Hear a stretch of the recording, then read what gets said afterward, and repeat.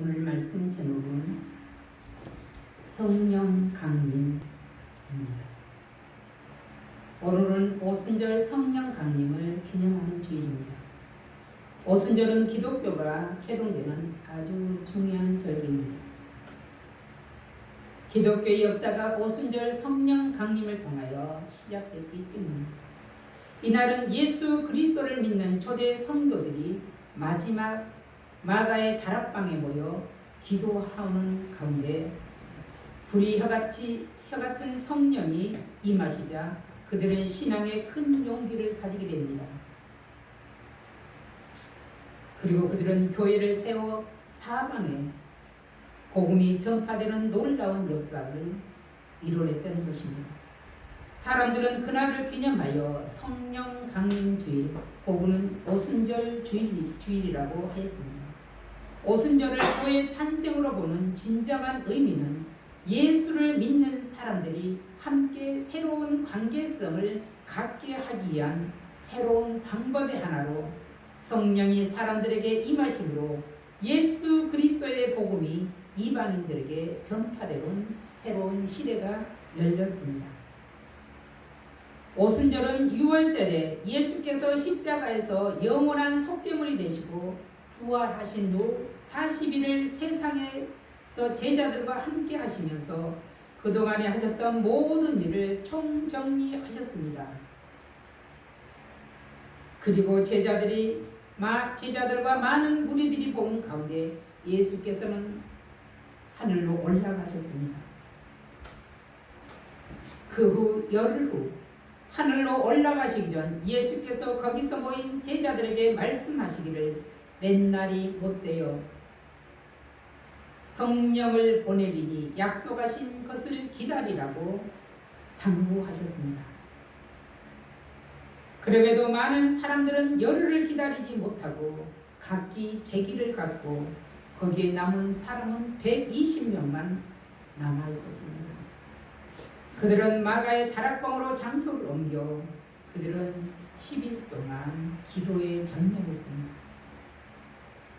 요한복음 14장 16절 내가 아버지께 구하겠으니 그가 또 다른 보혜사를 너희에게 주사 영원토록 너희와 함께 있게 하시리니.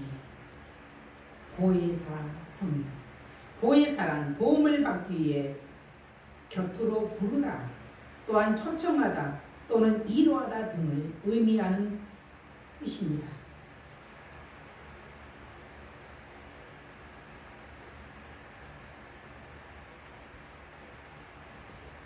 구약의 선지자 요엘이 장차 성령께서 사람들에게 임하실 것을 예언했습니다.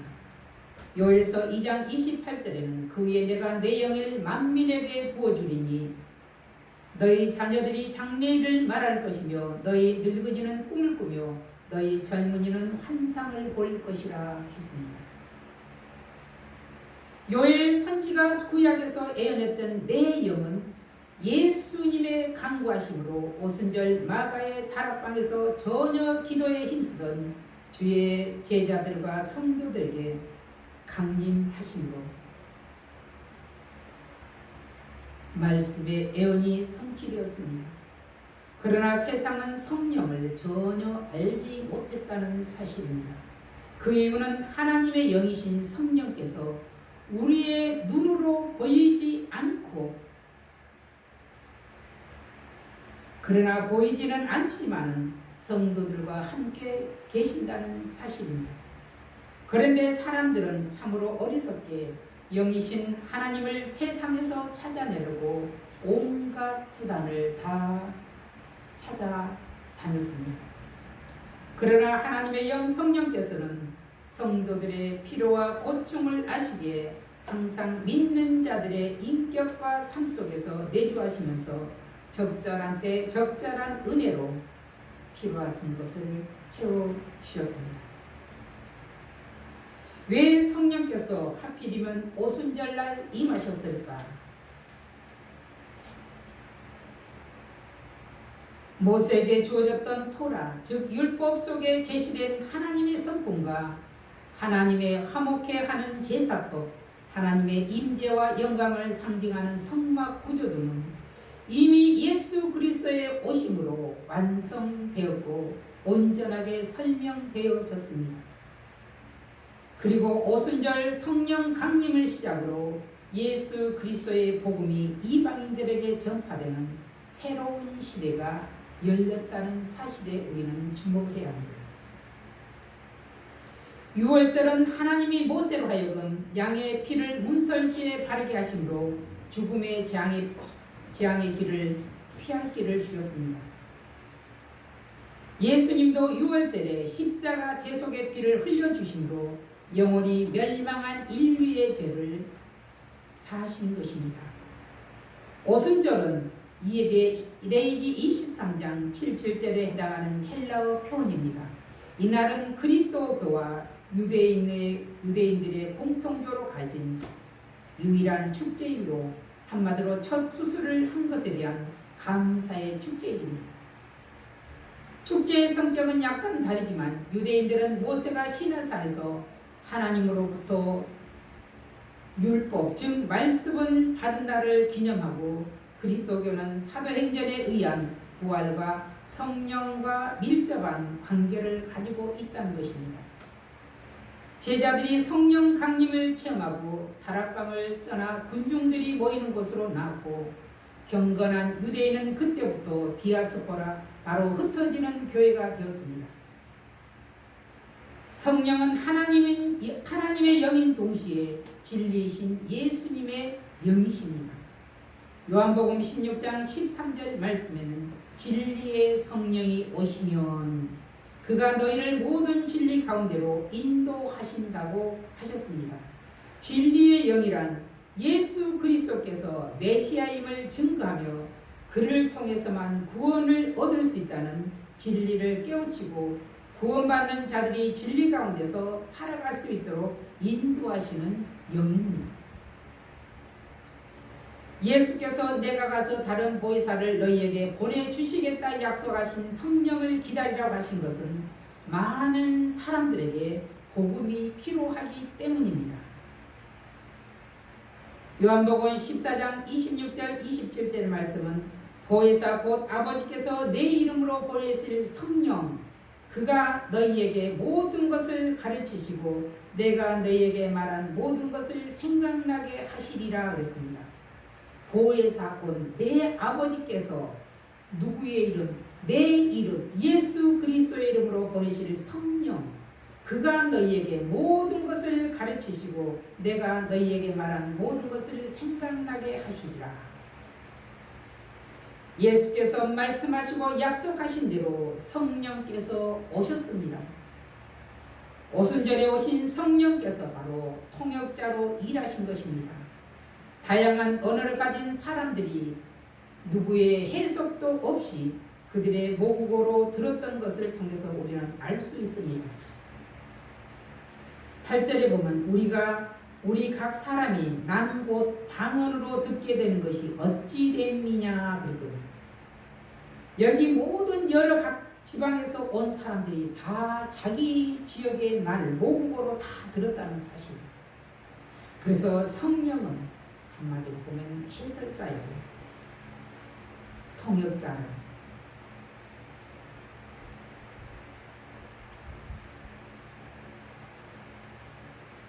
성경은 하나님의 감동으로 기록된 척으로 우리의 신앙생활의 교과서입니다. 신앙의 교과서인 성경은 성령의 감동으로 그 시대의 문화를 토대로 한마디로 해석되어지고 있습니다. 디모데후서 3장 15절에 성경은 능히 너로 하여금 그리스도 예수 안에 있는 믿음으로 말미암아 구원에 이르는 지혜가 있게 하느니라. 사울은 이렇게 말했습니다. 디모데에게 편지를 썼습니다. 그러므로 성령의 감동 없이는 성경을 이해할 수도 없으며 말씀의 깊이도 알 수가 없습니다. 성령은 어느 특정한 사람에게만 임하는 것이 아니고 하나님의 은혜를 사모하는 모든 사람에게 임하신다는 사실입니다. 그러므로 하나님의 비밀을 알기 위해서는 성령의 충만함을 사모하고 성령의 임재를 사모하여야 합니다. 이것이 기본입니다. 성령 강림주의를 기념하며 먼저 보혜사 성령이 누구신가를 알아보도록 하겠습니다. 그 첫 번째 오순절 마가의 다락방에 임하신 성령님은 삼위일체 중 하나님 중에 삼위 하나님이십니다. 성삼위일체 하나님을 단순하게 나누어 볼 수 있는 부분은 아니지만 제1위 성부 하나님은 모든 것을 계획하시고 섭리하시고 주체적으로 구약시대에 일하셨습니다. 제2 성자 하나님은 예수 그리스도께서 세상에서 사역하신 33년 동안을 구속시대라고 말합니다.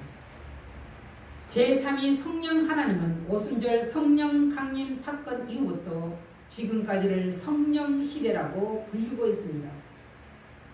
성령께서는 지금뿐만 아니라 구약 성부시대에도 성자시대에도 동시에 활동하셨습니다. 다만 그 직능에 있어서 그 시대에 앞서서 일하셨다는 덕분입니다. 그러므로 성령은 막연한 그림자나 힘이 아니라 성부와 성자와 동일하시게 하나님의 속성을 다 가지고 계시는 분이십니다. 그분은 무한한 지성과 의지와 감정을 가지신 지극히 인격적이신 분으로 창조 시대 때는 창조를 함께 하셨습니다. 그 성령께서 오순절 마가의 다락방에 임하심은 성경대로 성취되셨습니다. 그리고 사도행전 1장 4절에 너희는 예루살렘을 떠나지 말고 내게서 들은 바 아버지께서 약속한 성령을 기다리라.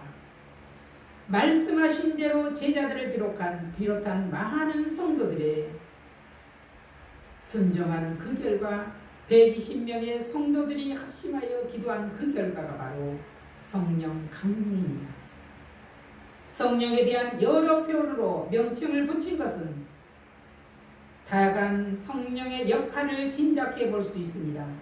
하나님의 신, 주 여호와의 신, 은총과 강구하는 성령, 아버지의 성령, 보혜사, 진리의 영, 성결의 영, 생명의 성령, 그리고 그리스도의 영, 양자의 영, 아들의 영, 영원하신 성령, 영광의 영, 대언의 영. 성경의 곳곳에 보면 하나님의 영에 대해서 소개하고 있습니다. 그가 하시는 사역의 기준에 의해서 아마 이렇게 표현을 했을 것입니다. 두 번째는 보혜사 성령이 하시는 사역의 목적입니다. 성령은 성부와 성자와 동시에 창조 사역을 비롯하여 여러 일들을 하셨지만 그 가운데 아버지와 약속하신 영을 기다리는 말씀에 성취셨으며 아울러 그리스도의 부활의 증인을 삼고자 하신 것입니다. 바로 그 사역을 이루고자 성령께서 이 땅의 성도들에게 임하신 것입니다.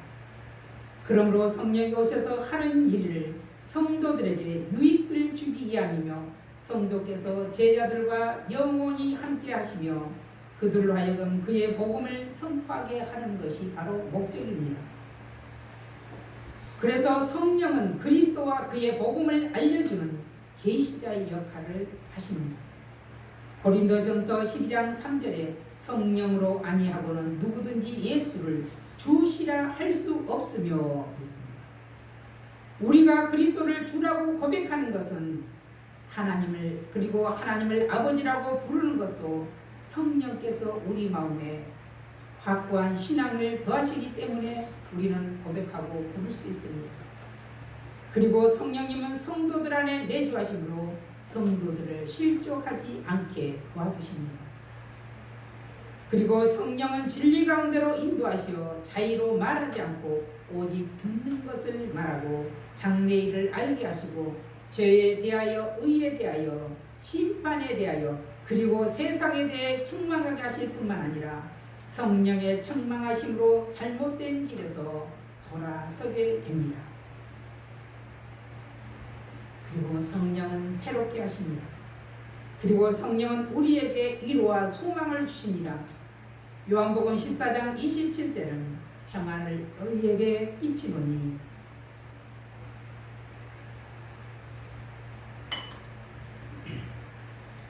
곧 나의 평안을 주노라. 내가 너희에게 주는 것은 세상이 주는 것과 같이 아니하니라. 세상의 즐거움과 평안은 잠깐이지만 하나님이 주신 평안과 즐거움은 오래 갈 수 있다는 것입니다. 성령 충만함이 근심 걱정이 끄지 않는 이 땅에서 살면서도 찬송할 수 있다는 것입니다. 이것이 바로 성령 받은 자의 증거입니다. 그리고 성령은 성도들의 생활 가운데 역사하셔서 선한 열매를 맺게 하십니다. 그러나 우리가 여기서 조심해야 할 것으로 육체가 원하는 대로 살면 육체에 빠지는 방탕한 생활을 하게 됩니다. 그런데 우리는 성령님의 힘을 너무 의지하지 않는다는 것이 문제입니다. 구약 성경에 스가랴 선지자는 말합니다. 스가랴 4장 6절에 이는 힘으로 되지 않냐고 능으로 되지 않냐고 오직 나의 영으로 되니라. 힘으로도 아니고 능력으로도 아니고 오직 나의 영으로 되느니라.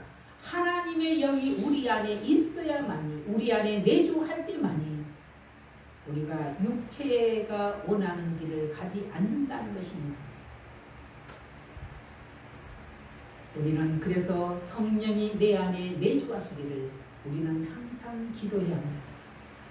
그래서 항상 기뻐하라, 쉬지 말고 기도하라, 범사에 감사하라 했습니다.